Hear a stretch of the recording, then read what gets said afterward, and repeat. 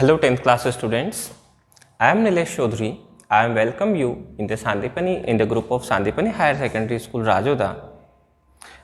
10th class students, today we will continue our chapter Control and Coordination. In the previous video students, we have learned about the nerve system of the human being. Now we will continue that chapter. We have studied about the structure of the neuron, and now we will see the types of neuron.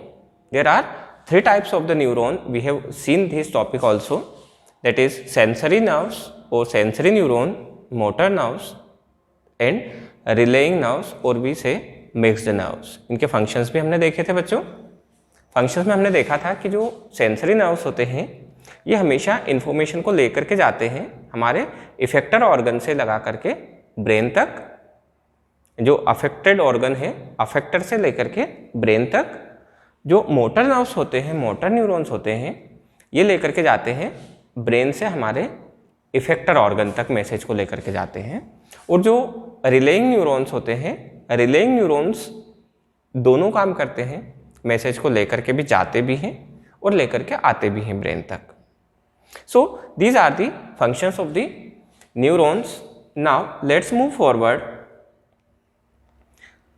The sensory neuron, it is the structure of the sensory neuron in which one of the end is open. जो dendrites है वो हमारे skin में जगह जगह रहते हैं और इन्फॉर्मेशन को लेकर के जाते हैं, वहाँ से इन्फॉर्मेशन को रिसीव करते हैं इधर से और लेकर के जाते हैं. Are the sensory neurons are nerve cells within the nervous system responsible for converting external stimuli from the organism's environment into internal electrical impulse.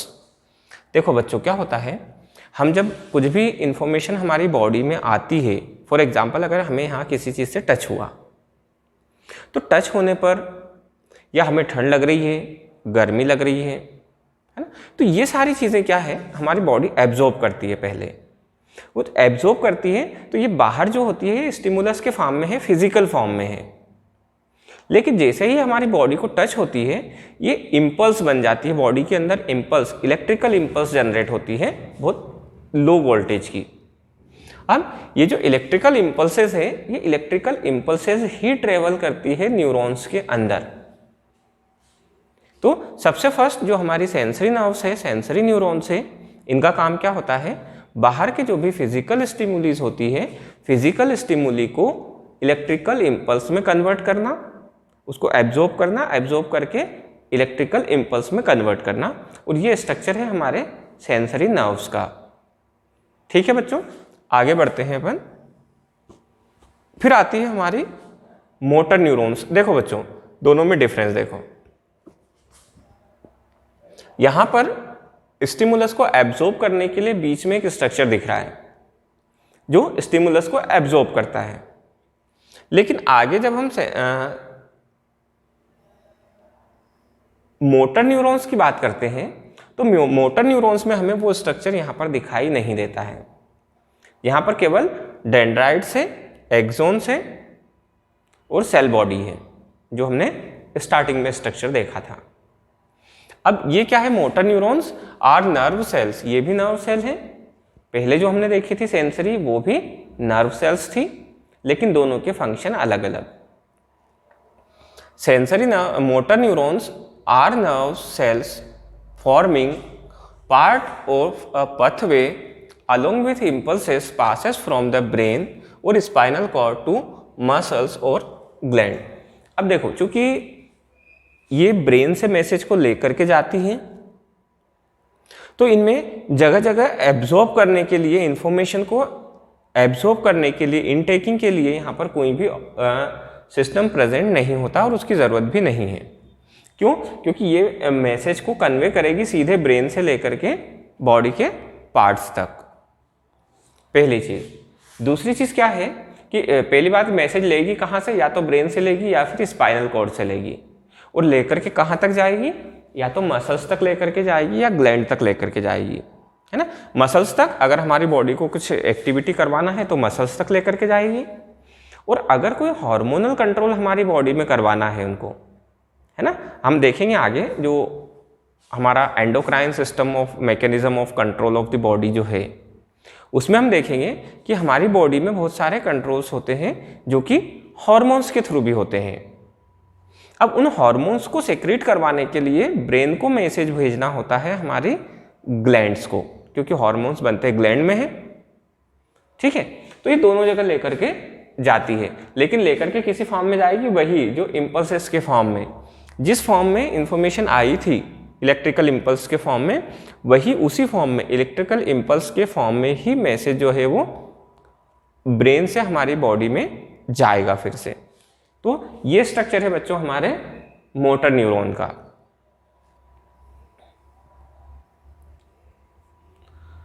Third देखते हैं हम रिलेइंग न्यूरॉन, और इसको हम मिक्स्ड न्यूरॉन भी बोलते हैं।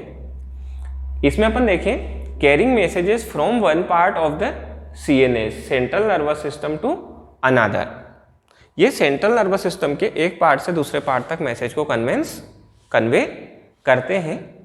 ये देखो इसका स्ट्रक्चर थोड़ा सा और भी अलग है। जो रिलेइंग न्यूरॉन है ये उनसे थोड़ा सा लंबा और बिल्कुल नैरो स्लेंडर एकदम, और बीच में जो एक्सोन वाला पार्ट है वो थोड़ा सा स्वलोन अप है यहाँ पर, ठीक है। तो ये तीन तरह के न्यूरॉन्स बच्चों, सेंसरी नर्व्स या सेंसरी न्यूरॉन जो मैसेज को लेकर के जाता है, carry message to the brain. Second motor neuron which carries message from the brain और from the spinal cord. And third is relaying neuron which carries messages from one part of the CNS central nervous system to another, जो central nervous के system के अंदर ही अंदर message को लेकर के चलता है एक जगह से दूसरी जगह। अब हम सेंट्रल नर्वस सिस्टम और पेरिफेरल नर्वस सिस्टम इन दोनों को डिटेल में देखते हैं, है ना। कि जो सेंट्रल नर्वस सिस्टम की हमने बात की कि सेंट्रल नर्वस सिस्टम में दो पार्ट होते हैं हमारे, ब्रेन होता है और स्पाइनल कॉर्ड होती है। तो इसके बारे में हम देखते हैं। सबसे पहले हम देखते हैं central nervous system CNS control most functions of the body and mind, दोनों चीज़ों के फंक्शंस। ये हमारे बॉडी के फंक्शंस को भी कंट्रोल करते हैं और उसके साथ साथ में माइंड के फंक्शंस को भी कंट्रोल करते हैं कि हमारा माइंड क्या सोचता है, किस तरह से सोचता है। ये सारी बातें ब्रेन कंट्रोल करता है। यह हमारा सेंट्रल नर्वस सिस्टम CNS जिसको हम बोलते हैं वो कंट्रोल करता है। It consist of two parts, the brain and the spinal cord. ये चीज़ हम देख चुके हैं कि हमारा जो सेंट्रल नर्वस सिस्टम होता है इसके मेनली दो पार्ट होते हैं, एक पहला ब्रेन और दूसरा हमारी स्पाइनल कॉर्ड, और ये दोनों एक दूसरे से अटैच होते हैं, जुड़े रहते हैं। See how the brain and spinal cords are attach to each other. This is our brain and the point where the brain ends in the lower end the spinal cord continues from there. Spinal cord वहीं से शुरू होती है जहाँ से हमारा brain नीचे की तरफ खत्म होता है। इस तरह से ये हमारी वेस्ट तक नीचे तक जाती है। जो भी हमारा वर्टिब्रल कॉलम है, जो हमारी रीढ़ की हड्डी है पीछे की तरफ जो होती है पीठ में, उसके अंदर होती है और ये उसके साथ साथ में चलती है। The brain is the centre of our thoughts, the interpreter of our external environment and the origin of control over the body movement. तो हमारा जो ब्रेन है वो क्या क्या होता है, सबसे पहले तो कि the centre of our thoughts, हम जो भी चीज़ें सोचते हैं वो सारी चीज़ें हम सोचते हैं ब्रेन से, पहली बात। दूसरी चीज़ कि ये इंटरप्रेट करता है हमारे एक्सटर्नल एनवायरनमेंट को, मतलब उसको पहचानता है, उसको आइडेंटिफाई करता है कि हमारे बाहर का एनवायरनमेंट कैसा है, ठंडा है, गर्म है, हमारे लिए फेवरेबल है या फेवरेबल नहीं है बॉडी के लिए, है ना। एक बात बच्चों हमेशा याद रखना, आवर सेंट्रल नर्वस सिस्टम और CNS always try to protect our body, it always tends to protect, it never let any kind of harm occurs to our body. ये कभी नहीं चाहेगा कि हमारी बॉडी को किसी भी तरह का नुकसान हो, ये हर तरह से बॉडी को प्रोटेक्ट करने की कोशिश करता है। And the origin control of body movement, और हमारी बॉडी का जो मूवमेंट है उसका कंट्रोल किस तरह से होना चाहिए, है ना। हम किस तरह से हाथ हिलाते हैं, किस तरह से बैठते हैं, किस तरह से उठते हैं, ये सारे जो पोस्चर है, जो गेस्चर्स हैं हमारी बॉडी के, बॉडी पोस्चर को पूरी तरह से कंट्रोल करता है हमारा ब्रेन। अब ब्रेन जब सारे काम करता है तो फिर स्पाइनल कॉर्ड क्या करती है, क्योंकि सेंट्रल नर्वस सिस्टम के तो दो पार्ट हैं, ब्रेन भी है और स्पाइनल कॉर्ड भी है ना। तो उसके फंक्शंस भी अपन देखेंगे, स्पाइनल कॉर्ड के भी बहुत स्पेशल फंक्शंस है हमारी बॉडी में। आगे बढ़ते हैं बच्चों।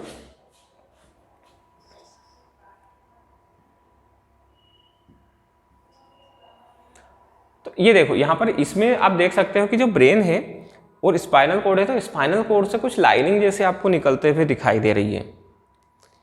ये नर्व्स हैं, जो हमारा पेरिफेरल नर्वस सिस्टम है, सेकेंड पार्ट हमारे नर्वस सिस्टम का, सेंट्रल नर्वस सिस्टम और पेरिफेरल नर्वस सिस्टम। तो पेरिफेरल नर्वस सिस्टम जो सेकेंड पार्ट है हमारे नर्वस सिस्टम का, उसके जो पार्ट है ये हमारे सेंट्रल नर्वस सिस्टम से निकलते हैं, जिनको हम नर्व्स कहते हैं। How does a nerve impulse travels? Nerve impulse जो है वो ट्रेवल कैसे करती है हमारी बॉडी में, है ना। अगर पैर में कुछ चीज़ हमें चुभी तो वो इन्फॉर्मेशन ब्रेन तक इतनी जल्दी कैसे चला जाता है कि हम तुरंत में उसको पैर को हटा लेते हैं वहाँ से, है ना। तो इसकी समझते हैं अपन इस बात को। The dendrites end of the neuron collects information and trigger a chemical reaction which results in the electric impulse. हमारी जो नर्व्स है, जो न्यूरॉन्स है, उसका dendrite part, which part?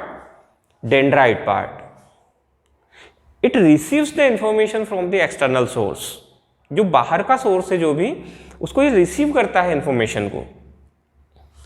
Collect information and trigger a chemical reaction, और तुरंत एक chemical reaction होती है, केमिकल रिएक्शन को तुरंत ट्रिगर करता है, एक्सेलरेट करता है, उसको स्टार्ट करवाता है, which results in an electric impulse. और फाइनली वो जो केमिकल रिएक्शन है वो क्या बनाती है बच्चों? वो बनाती है इलेक्ट्रिक इम्पल्स। ये इलेक्ट्रिक इम्पल्स ही हमारी बॉडी में ट्रेवल करती है, जिसको अपन ने पहले देखा है, समझा है। This impulse is transmitted from the dendrites to the cell body. अब ये डेंड्राइट्स से कहां पर आ गई? सेल बॉडी में आ गई, है ना। अपन ने देखा था कि डेंड्राइट्स जो दूर दूर इस तरह के स्ट्रक्चर्स थे यहाँ पर वो, और फिर सेल बॉडी बीच में जो बड़ा स्ट्रक्चर था। तो डेंड्राइट से आ गई सेल बॉडी में, एंड देन टू एक्सोन्स। अब यहाँ से इस तरह से ट्रेवल करेगी। अपन ने देखा था एक लंबा जो स्ट्रक्चर था वो यहाँ पर एक्सोन के फॉर्म में, एक्सोन में आ गया। From the axon the impulse travels to its end. अब एक्सोन में वो उसके एंड में जाती है पूरी तरह से, where the chemical impulse set off the release of some more chemicals. और यहाँ पर उसके एंड में आकर के जो इलेक्ट्रिकल इम्पल्स है वो कुछ थोड़ा सा केमिकल रिलीज करती है, जिसको अपन ने देखा था कि जो सिनेप्स होती है उसके बीच में जो फ्लूइड भरा रहता है, दैट इज सिनेप्टिक फ्लूइड, उसमें इमिट करती है the chemical cross the synapse. अब देखो ये सिनेप्स वर्ड आ गया यहाँ पर। जो केमिकल है वो सिनेप्स को क्रॉस करता है and start similar electrical impulse in the dendrites of the next neuron. और सेम टू सेम वैसी ही दूसरी इम्पल्स जनरेट करता है उसके पास में उससे जो जुड़ा हुआ था, in the adjacent dendrites of the neuron. जो भी उसका एडजेसेंट न्यूरॉन था, उस एडजेसेंट न्यूरॉन में इम्पल्स को ट्रांसमिट करेगा थ्रू द सिनेप्स से with the same intensity. Remember, यहाँ पर इंटेंसिटी कभी भी कम नहीं होती है। A similar electrical impulse in the dendrites of the next neuron. In this way, impulses are transmitted from one neuron to another to finally reach the brain. और इस तरह से ये इंफॉर्मेशन फाइनली पहुंचती है हमारे ब्रेन तक। यहाँ पर एक बात और आपको याद रखने वाली है बच्चों कि electrical impulses are always travels and they always travel on the basis of one law and that law is known as all or none law. उस लॉ को हम बोलते हैं all or none. all or none का मतलब या तो सभी या फिर कुछ नहीं। इसका क्या मतलब हुआ कि अगर हमारे हाथ में यहाँ से कुछ भी हमें फील हुआ है तो वो सीधा अगर कितना भी लाइटली, कितना भी हल्का, कितना भी धीरे से टच हुआ है, अगर यहाँ पर इलेक्ट्रिकल पल्स जनरेट हुई है मतलब वो ब्रेन तक जाएगी। ऐसा नहीं होगा कि वो यहाँ से आते आते बिल्कुल स्लो हो गई और यहाँ आते आते ख़त्म हो गई, ब्रेन तक पहुँचने के पहले ख़त्म हो गई, ऐसा कभी नहीं होगा। या तो वो जनरेट होगी ही नहीं, फर्स्ट थिंग। सेकंड थिंग, अगर वो जनरेट हुई तो वो उसी इंटेंसिटी के साथ में, जिस इंटेंसिटी के साथ में हाथ में या पैर में या बॉडी के किसी भी पार्ट में जनरेट हुई थी, उसी स्पीड से और उसी इंटेंसिटी के साथ में ब्रेन तक जाएगी। There will be no loss in the intensity of the electrical impulse in the nerves. हमारी नर्व्स में कभी भी इलेक्ट्रिकल इम्पल्स का लॉस नहीं होता है। ठीक है बच्चों, that law is known as all or none law. इस लॉ को हम क्या बोलते हैं? All or none law. चलिए आगे देखते हैं।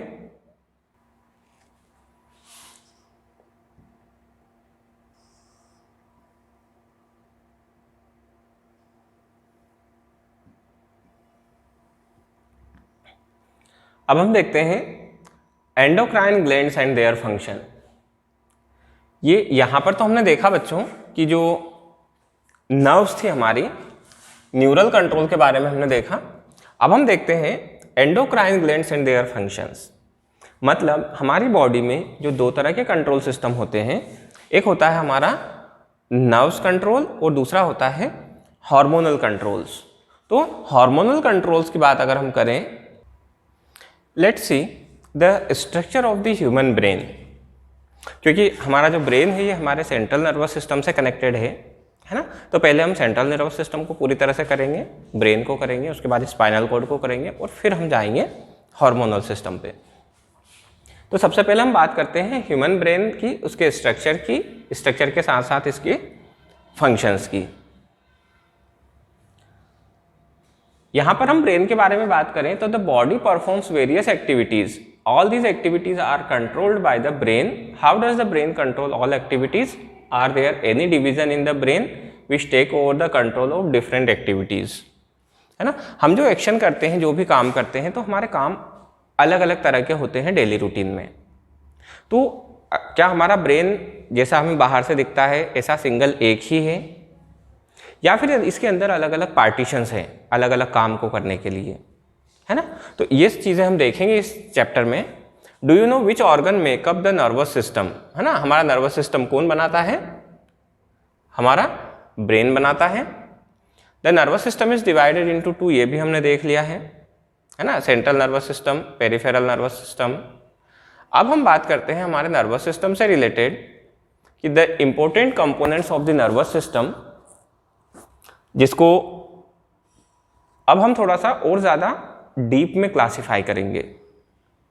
जब डीप में क्लासिफाई करते हैं हम नर्वस सिस्टम को, तो जो दो तरह का नर्वस सिस्टम हमने देखा है, सेंट्रल नर्वस सिस्टम और पेरिफेरल नर्वस सिस्टम। इसके साथ एक और नर्वस सिस्टम आता है जो है तो हमारा नर्वस सिस्टम, जो CNS का ही पार्ट है, बट वो है हमारा ऑटोनोमिक नर्वस सिस्टम, जिसको अपन बोलते हैं ऑटोनोमिक नर्वस सिस्टम। ऐसा नर्वस सिस्टम जो कंट्रोल तो नर्व्स के थ्रू होता है, लेकिन वो ऑटोनोमिक है, मतलब उस पर हमारा कोई भी कंट्रोल नहीं है ना। कुछ एक्टिविटीज़ ऐसी होती है जिस पर हमारा कंट्रोल होता है। फॉर एग्जाम्पल, हमारे हाथ को हमें किस तरह से हिलाना है, ऊपर करना है, नीचे करना है, कैसे, ये हमारे कंट्रोल में है। बट सेकेंड थिंग, अगर हम चाहें कि हम हमारी सांस को रोक लें और सांस को 1 घंटे तक रोक के रखें, it is not possible for us. हम चाहें कि हमारे हार्ट बीट को हम रोक दें तो पॉसिबल नहीं है ना। तो ये क्या है? इनवॉलेंट्री एक्शंस है हमारी बॉडी के, जो कि हमारे ऑटोनोमिक नर्वस सिस्टम के थ्रू होते हैं। जब हम सो जाते हैं, है ना, तो हमारा जो ब्रेन है वो सोचना बंद कर देता है पूरी तरह से। ब्रेन जो है वो ज़ीरो हो जाता है ना, हमारी बॉडी एक्टिविटीज़ नियरली ज़ीरो हो जाती है। बट हमारा रेस्पिरेशन फिर भी कंटिन्यूसली चलता रहता है। ऐसा क्यों? है ना, अगर हम सोचते नहीं हैं, समझते नहीं हैं किसी चीज़ को सोने के बाद में, तो हमारा जो रेस्पिरेशन है, जो सांस लेने की प्रोसेस है, ये बंद क्यों नहीं होती? उसका रीज़न है बच्चों कि ये कंट्रोल होती है हमारे ऑटोनोमिक नर्वस सिस्टम से, ANS जिसको हम बोलते हैं ऑटोनोमिक नर्वस सिस्टम, है ना। तो अब हमारे नर्वस सिस्टम के 3 पार्ट हो गए। पहला इधर हमारा सेंट्रल नर्वस सिस्टम CNS, दूसरा पेरिफेरल नर्वस सिस्टम PNS, और थर्ड हो गया हमारा ऑटोनोमिक नर्वस सिस्टम ANS। अब इनके भी अलग अलग पार्ट हैं। जैसे हमने सेंट्रल नर्वस सिस्टम की बात की थी, तो सेंट्रल नर्वस सिस्टम में हमने देखा था कि इसके 2 पार्ट हैं, एक हमारा ब्रेन, दूसरा स्पाइनल कॉर्ड, है ना। फिर जो दूसरा था हमारा पेरिफेरल नर्वस सिस्टम, इसके पार्ट्स की बात हमने नहीं की थी। अब हम बात करते हैं कि पेरिफेरल नर्वस सिस्टम क्या होता है, ये हमने समझा है कि हमारे बॉडी में, पूरी बॉडी में जितनी भी नर्व्स हैं, वो नर्व्स का जो स्ट्रक्चर बना हुआ है उसको हम बोलते हैं पेरिफेरल नर्वस सिस्टम। अब ये नर्व्स 2 जगह से निकलती हैं, इन दोनों से, या तो ब्रेन से निकलेगी या स्पाइनल कॉर्ड से निकलेगी। तो जो ब्रेन से निकलती है उसको हम बोलते हैं क्रेनियल नर्व्स, और जो स्पाइनल कॉर्ड से निकलती है उनको हम बोलते हैं स्पाइनल नर्व्स। तो पेरिफेरल नर्वस सिस्टम के भी 2 पार्ट हो गए। कौन कौन से? क्रेनियल नर्व्स, मतलब हमारे शरीर में, बॉडी में जितनी भी नर्व्स है उन नर्व्स को 2 पार्ट में डिवाइड करते हैं हम। एक नर्व्स, मतलब एक ग्रुप नर्व्स का जो कि ब्रेन से निकलता है, दूसरा ग्रुप जो कि स्पाइनल कॉर्ड से निकलता है। ब्रेन से जो निकलता है उनको हम बोलते हैं क्रेनियल नर्व्स, और जो स्पाइनल कॉर्ड से निकलता है उसको बोलते हैं स्पाइनल नर्व्स। फिर आता है हमारा ऑटोनोमिक नर्वस सिस्टम। तो ऑटोनोमिक नर्वस सिस्टम के भी 2 पार्ट है बच्चों, एक सिंपैथेटिक और दूसरा पैरासिम्पैथेटिक। देखो, सिंपैथेटिक और पैरासिम्पैथेटिक, जितने भी हमारे इनवॉलेंटरी एक्शंस हैं उनमें 2 एक्शंस होते हैं। जैसे हमारे हार्ट की बात हम करें या लंग्स की बात कर लें, है ना, तो ये क्या होता है, एक टाइम पर फूलते हैं, दूसरे टाइम पर सिकुड़ते हैं, फूलते हैं फिर सिकुड़ते हैं। तो एक ऐसा सिस्टम, ऑटोनोमिक नर्वस सिस्टम, जो इनको फैलाने का काम करता है, विच रिलैक्सेस देम, है ना, वो हो जाता है हमारा पैरासिम्पैथेटिक नर्वस सिस्टम। दूसरा जो इनको कॉन्ट्रैक्ट करने का काम करता है, जो स्ट्रेस डालता है इसके ऊपर, वो हो जाता है हमारा सिंपैथेटिक नर्वस सिस्टम। तो ये है बच्चों हमारे मेन पार्ट्स, और we can say important components of the nervous system.